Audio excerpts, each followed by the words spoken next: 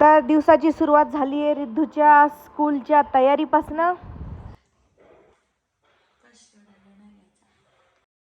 आणि आम्ही निघालो जिमला मस्त ड्रेसिंग करून. हे पण मी फ्लिपकार्टवरनं घेतला आहे हा टी शर्ट.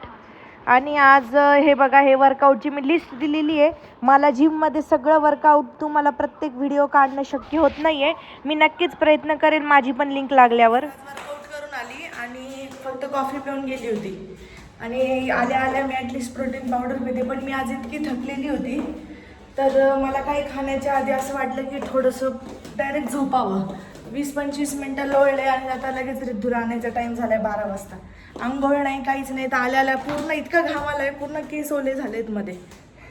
पण आता त्याला आणते आणि मग आंघोळ आणि लंच बनवते. खूप खूप जास्त थकली आज. माझ्या बेबीने टिफिन खाल्ला का? शोपला. अरे वा, मला आज टीचर बोलली की मी खाऊ घातलं रिद्धूला.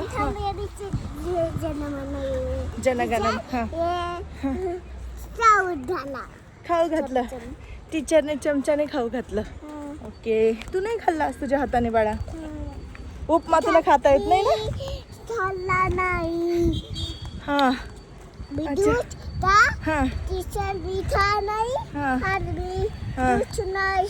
भाकर तू आजो.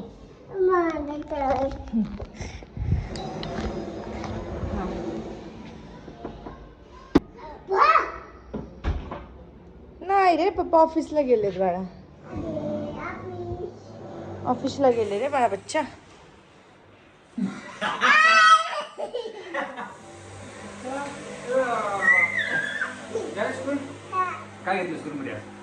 मसल ब्लेडचा प्रोटीन आहे. जस्ट फ्रेश झाली, आंघोळ वगैरे झाली माझी आणि आंघोळ झाली, फ्रेश झाली. आणि आता मी हे प्रोटीन पावडर ज्यामध्ये घेणार आहे, स्कूप घेतलाय मी.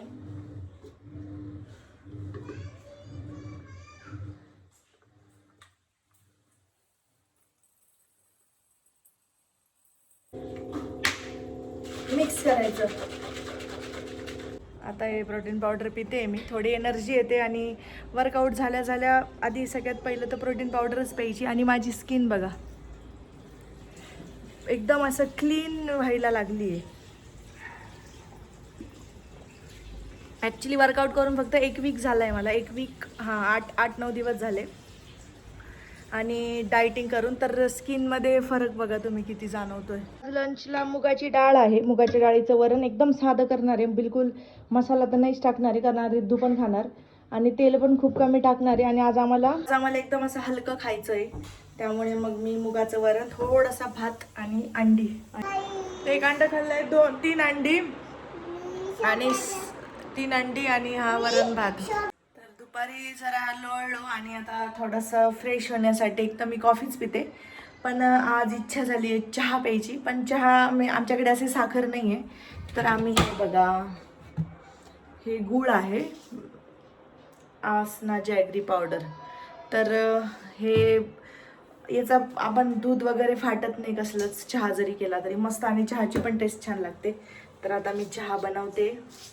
अशी पावडर असते, ही टाकायची.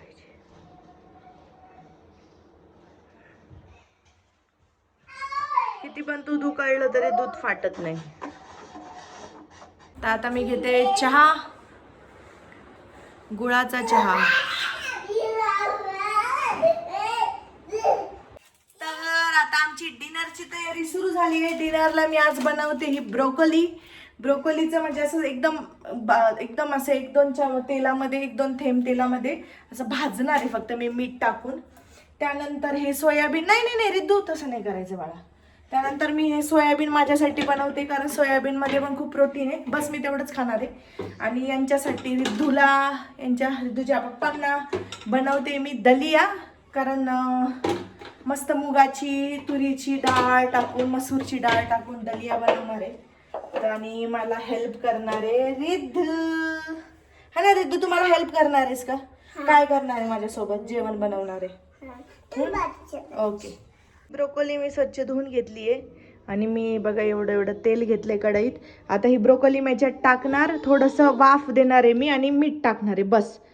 बाकी तुम्ही लाल तिखट पण टाकू शकता, पण माझं कसं रिद्धू पण खातो. हे बघा एकदम थोड्याशा तेलामध्ये मी असं भाजून घेते.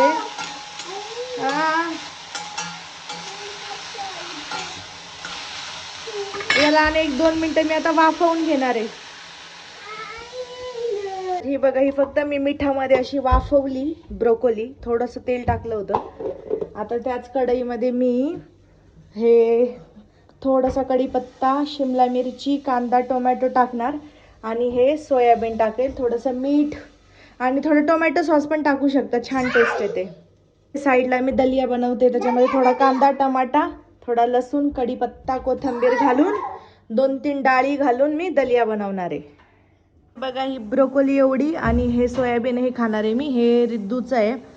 पण मी आता डिनरला फक्त हे सोयाबीन आणि ही ब्रोकोली खाणार आहे.